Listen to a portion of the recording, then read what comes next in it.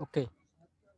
Now we have discussed previously that what is the time limit for the presentation and which documents to be presented and within which time. Now we have to discuss that where we have to present for the registration of the documents.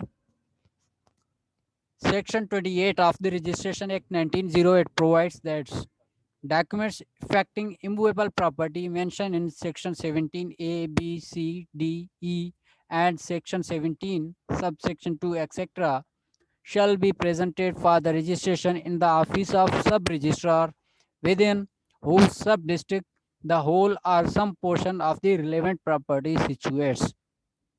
Remember, you will present the document for the registration of immovable property mentioned in section 17 A, B, C, D, E and section 17 subsection 2 before the office of sub-registrar within whose sub-district the whole or some portion of the relevant property is situated.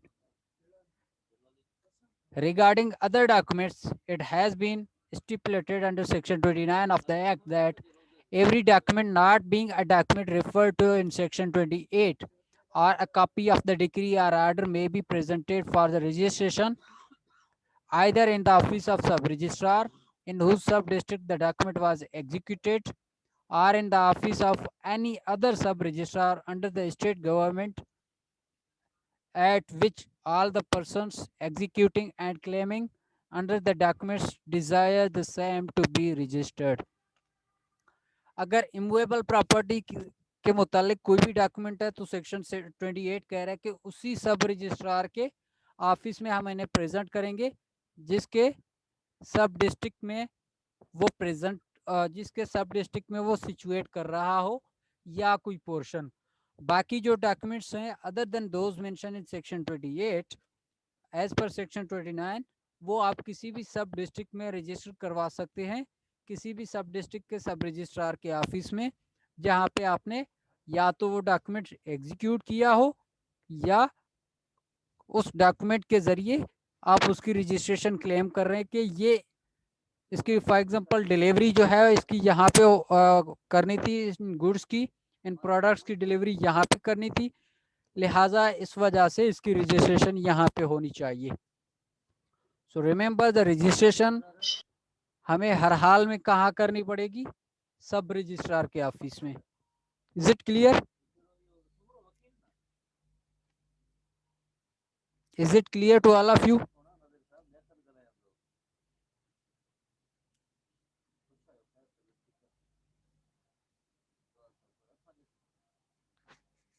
Okay जी लाजमी है, बिल्कुल लाजमी है। अगर आप वहां पे प्रेजेंट नहीं कर रहे तो ऐसे कंसीडर किया जाएगा कि आपका जो डॉक्यूमेंट है वो नल एंड वाइड है। ओके रिपीट करें। देखिए जो कंपलसरी डॉक्यूमेंट हैं रिगार्डिंग इमूवेबल प्रॉपर्टी जो कि सेक्शन 17 के sub class A B C D E में मेंशन है या सेक्शन 17 के सब सेक्शन 2 में मेंशन है कि कौन कौन से डॉक्यूमेंट्स की रजिस्ट्रेशन जो है वो कंपलसरी है तो हम वो वहीं पे रजिस्टर करवाएंगे जहाँ पे उनका ऑफिस सिचुएट कर रहा हो। किसका? सब रजिस्ट्रार का। अगर ज़मीन जो है वो कासमाबाद में है तो सब रजिस्ट्रार ऑफिस कासमाबाद में हम उन्हें रजिस्टर करवाएंगे। अगर ज़मीन कश्मीर में है तो सब रजिस्ट्रार ऑफिस कश्मीर में हम उन्हें रजिस्टर करवाएंगे। या तो वो कंप्लीट ज़मीन हो इमूवेबल प्रॉपर्टी हो या फिर उसका कोई पोर्शन हो। और बाकी जितने डॉक्यूमेंट्स हैं सेक्शन 29 कहता है कि बाकी जितने डॉक्यूमेंट्स हैं सेक्शन 28 के अलावा वो आप वहाँ पे रजिस्टर करें जहाँ पे एग्जीक्यूट हो रहा हो। फॉर एग्जांपल हम कार की हम वो कर रहे हैं सेल कर रहे हैं क्योंकि वो मूवेबल प्रॉपर्टी है और उसे कार जो है इस वक्त हैदराबाद में है लेकिन हम उसकी एग्जीक्यूशन कराची में कर रहे हैं तो कराची के सब रजिस्ट्रार में भी हम उन्हें रजिस्टर करवा सकते हैं। या हमने कहा कि जनाब आप सक्खर में आके हमें कार डिलीवर करेंगे तो सक्खर के सब रजिस्ट्रार के ऑफिस में भी हम इसे रजिस्टर कर सकते हैं। या हमने कहा कि जनाब आप आएँ, आप आके कश्मीर में मुझे पैसे दें, कार आप सक्खर में लें। एग्जीक्यूशन हमने कहा कि कराची में और वहाँ पे विटनेस या दूसरे अदर पार्टी ने जो एग्जीक्यूट की है वो हैदराबाद में की है। तो अब ये हमारी मर्जी है कि हम किसी भी सब रजिस्ट्रार के ऑफिस में जाएं, कराची में जाएं तब भी ठीक है, हैदराबाद में आए तब भी ठीक है, सक्खर में आए तब भी ठीक है, कश्मीर में इसकी रजिस्ट्रेशन करवाएं तब भी ठीक है। It depends upon the party. Is it clear?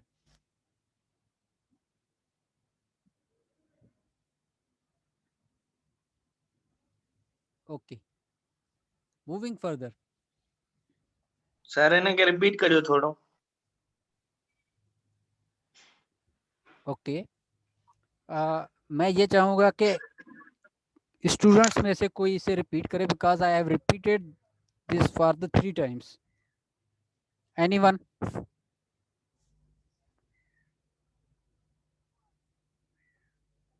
लगता है मुझे नाम लेके कहना पड़ेगा कि आप इसे क्लियर कर लें। एनीवन फ्रॉम द क्लास जिसे समझ आया हो वो इसे क्लियर करने की कोशिश करे।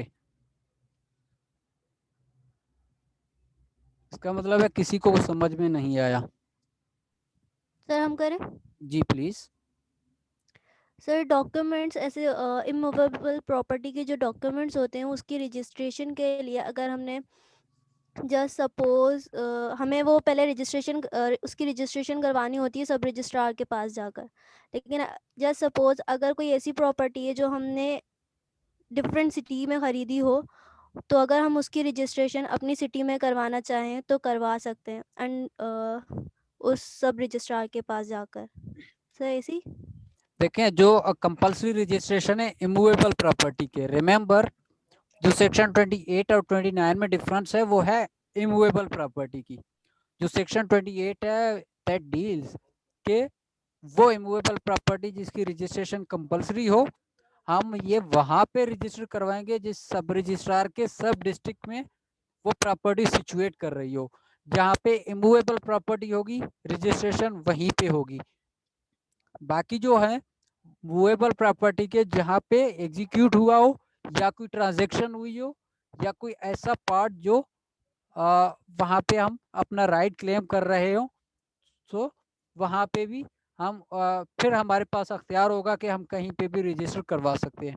फॉर एग्जाम्पल मैंने इसलिए डिफरेंट सिटीज़ का दिया है ताकि ये क्लियर सर हो। जी सर इमूवेबल की उसी सिटी में करवानी होगी लाजमी। और ओके, और जो मूवेबल होगी प्रॉपर्टी उसकी हम किसी भी सिटी में करवा सकते हैं। जिस सिटी में कोई ना कोई अमल हमने किया हो, फॉर एग्जांपल कराची में मैंने कार जो है देखी और मैंने आपको बयाना दे दिया कि जनाब मैं आपसे कार परचेज करूंगा, राइट? और जी मैंने हैदराबाद में आके आपसे कार ले लिया, राइट? और सक्खर में आके हमने एग्रीमेंट दोबारा से एक किया कि जनाब मुझे पैसे मिल गए, मैं 10 दिन के बाद आपको पैसे दूंगा। और उस 10 दिन के बाद आप आए कश्मीर और कश्मीर से आपने मुझसे पैसे ले लिए। अब देखें हमने 4 जगह पे हमारी ये ट्रांजेक्शन चली है। जी सो इन 4 जगहों में से हम किसी भी जगह पे जा सकते हैं। अब हम ठट्टा नहीं जा सकते रजिस्ट्रेशन के लिए, हम मीरपुर नहीं जा सकते, हम लाड़काना नहीं जा सकते, बिकॉज कि वहां पे हमारी कोई ट्रांजेक्शन नहीं हुई। Okay sir sir. ક્લિયર થયો. Thank you so much sir. યો થોડી કન્ફ્યુઝન હોય. जी जहाँ તા पे તા ज- વર્ડ जी जी जी बस ठीक है sir. You may continue. Okay, is it clear Kainat? Sir is yes it sir clear? Clear. Okay, thank you sir.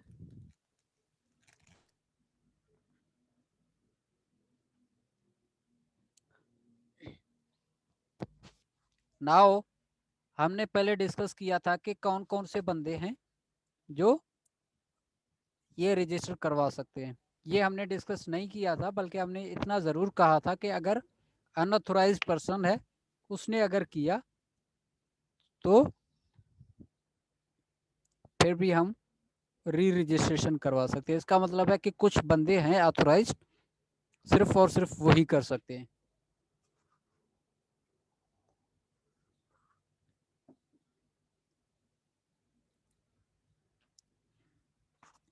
Section 32 specify the persons who can present documents for the registration at the proper registration officer. Such persons are as follow. Some person executing or claiming under the same, or in the case of copy of the decree or order claiming under the decree or order, right? कि अगर कोई बंदे उन्होंने कहा कि जनाब ये document हमने एग्जीक्यूट किया है, जिस तरह मैंने कार का अगर मैंने सौदा किया है तो मैं भी जा सकता हूं और जिसके साथ मैंने किया है वो भी जा सकता है, right?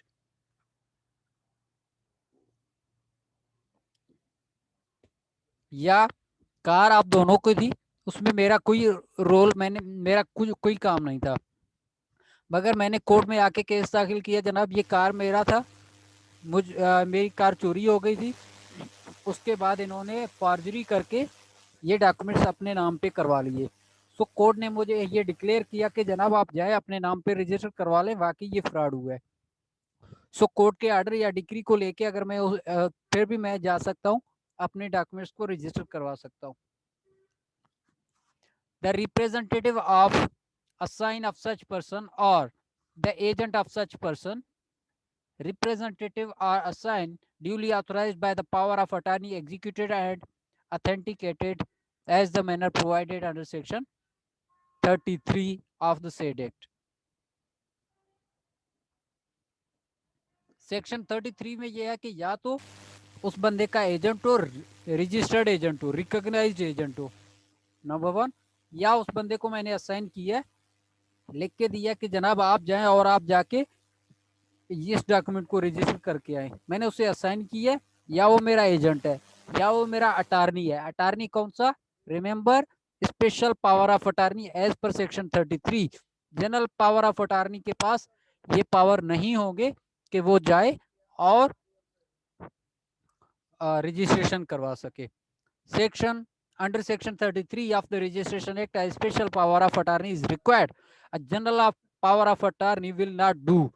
Section 33 requires that the power of attorney, in order to be recognized as giving authority to the agent to get document registered, should be executed before and that authenticated by the registrar within whose district or sub district the principal resides है क्या? Okay, principal resides के power of attorney special power of attorney हो, तो यही consider किया जाएगा कि वो एजेंट है और इसको सिर्फ और सिर्फ इसी काम के लिए ऑथराइज किया गया कि जनाब आप जाएं और जाके इस डॉक्यूमेंट को रजिस्टर करें, और इसको ऐसे ही रजिस्टर किया जाएगा जैसे रजिस्ट्रेशन करनी थी प्रिंसिपल की, या ऐसे लगे कि वो खुद आए।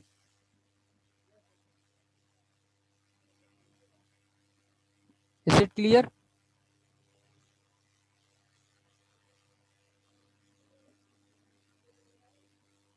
Amir, is it clear to you?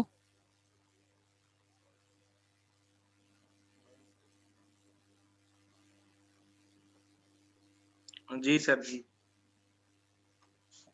Okay, if is it clear to you, it means clear to all.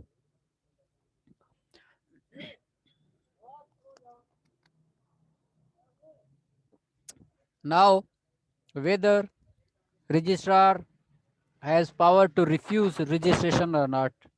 Yes. जो रजिस्टरिंग ऑफिसर है उसके पास ये पावर है कि वो रजिस्ट्रेशन को रिफ्यूज करे। On which grounds? If the executed has no title to the property, if the document is presented 4 months after its execution, or if the property is not situated within his sub district. Right, registration cannot be refused on the ground of the valuation or undervaluation of stamp duty.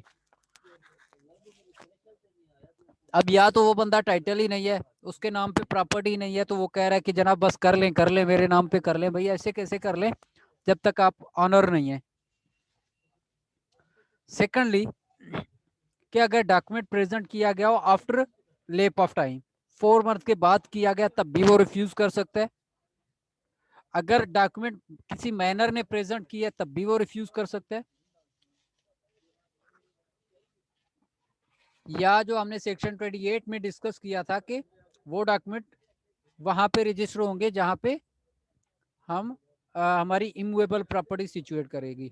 अब immovable property हमारी वहां पे situate नहीं कर रही उस सब district में, वो बंदा कह रहा है कि जनाब ये प्रॉपर्टी आपकी जो है हैदराबाद में सिचुएट कर रही है, आप हैदराबाद में चले जाएं, कराची में आपके हम डॉक्यूमेंट को रजिस्टर नहीं कर सकते। यहाँ पे एक एक्सेप्शन है कि अगर स्टैंप ड्यूटी जो है, जो उसकी फीस है, वो अगर हम कम दे रहे हैं या टिकट वगैरह कम लगा रहे हैं, तो इस बेस पे वो रिफ्यूज नहीं करेगा, वो हमें कहेगा कि जनाब इतनी आप मजीद दे दें।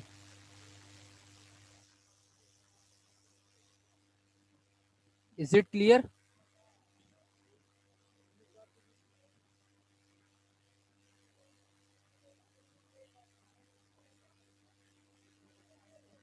नाउ अब बुक कौन कौन से रखे होते हैं किसके पास? रजिस्ट्रार ऑफिस के पास। Registrar maintain 5 books. Number 1 book 1, book 2, book 3, book 4 and book 5। Book 1 register of non-testamentary document relating to immovable property, record of reasons for refusing to register, registrar, register of will and authorities to adopt, miscellaneous register and deposits of will। ये 5 document होंगे किसके पास? Registrar के office में, वो maintain करेगा। Is it clear कि वो तमाम डॉक्यूमेंट्स जो कि सेक्शन 17 में हमने डिस्कस किए regarding immovable property, number 1 other than the will, number 2 अगर इन्होंने रिफ्यूज किया, what are the reasons of refusal, register of will and authorities to adopt, and number 4 miscellaneous register, number 5 deposit of Wills.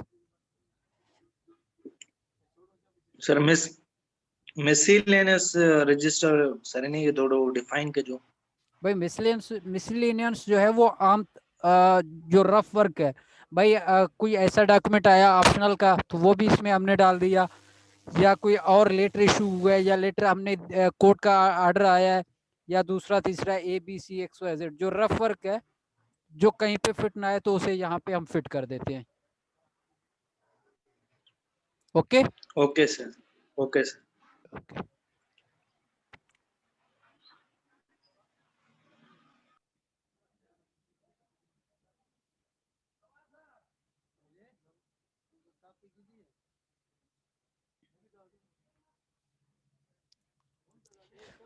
is the registration of will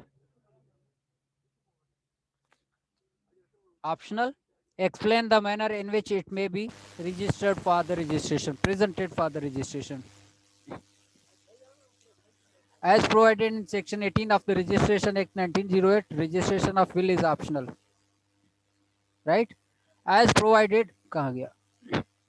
As provided in section 14 of the Registration Act 1908, a treasurer or after his death any person claiming as executor or otherwise under the will may present it for the registration before the office of sub registrar. आज के लिए काफी है, ये कर लेते हैं उसके बाद क्लोज करते हैं। Any treasurer may either personally or by duly authorized agent deposit with any registrar his will in a sealed cover superscript with the name of the treasurer and that of the agent if any, and with the statement of the nature of the document. Section 18 कहता है कि जनाब will जो है वो optional है, आप उसे रजिस्टर करवाएं या ना करवाएं।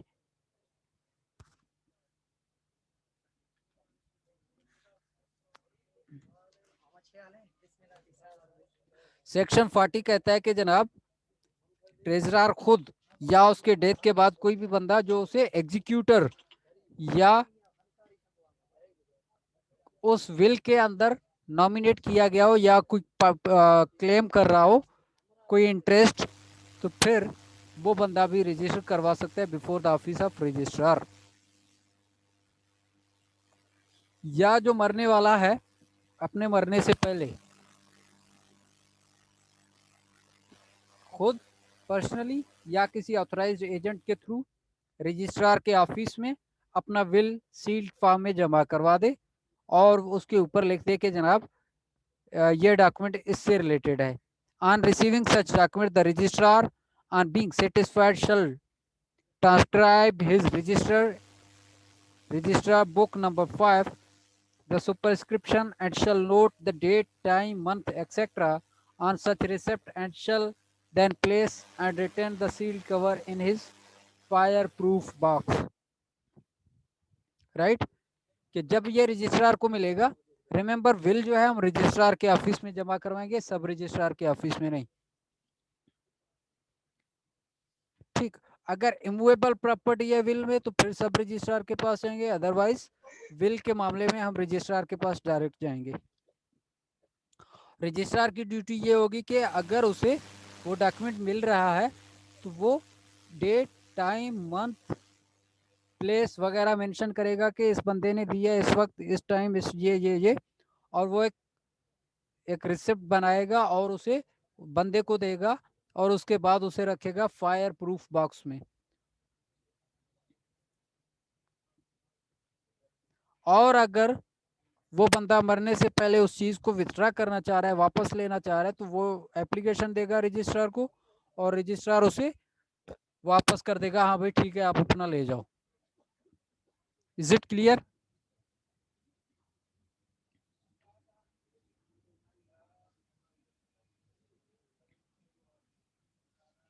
Is it clear to you all? Ji